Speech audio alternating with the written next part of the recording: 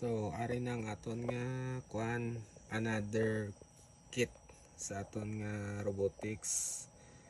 So kung makita ninyo, naggamit ako sang breadboard and then 5 ka LEDs with different colors.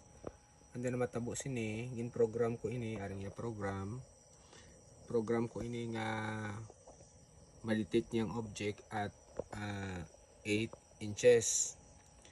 Ini siyang LEDs, hindi ni siya pwedeng i-direct sa DC or sa direct current kang battery kung hindi ka magamit sang resistors. So 220 resistors ang gamiton para nga safety, hindi siya mapunder.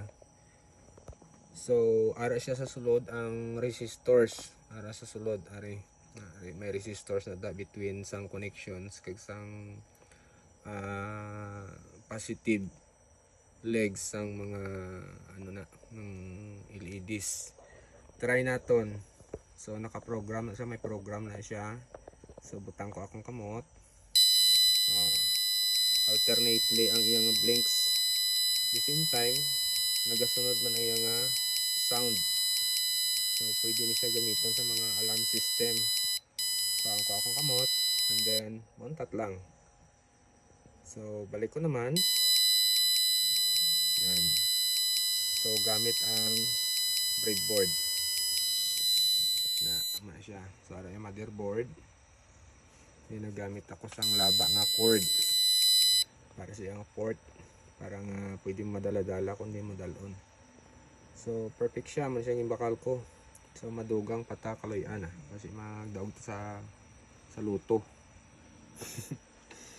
Effective na na. Pwede na natin mapalayo or mapalapit ang iyang detection.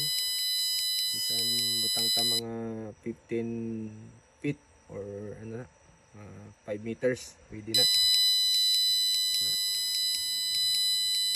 So ini importante gido, pamilyar ka mo dapat sang resistors.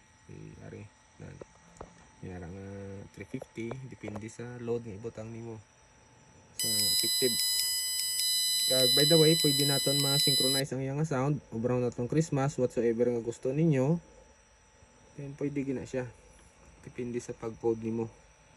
So wala na ko nang budlay. Ang gamit ko na lang ChatGPT. ChatGPT is very useful gina siya katama. Useful gina. Very useful. Siya na lang nagakuan code. So ara na ChatGPT. Siya na nag-code. Huwag na ko na nag-code. So wala sala. Basta gawin sala. Kita mo effective gid. So muna na.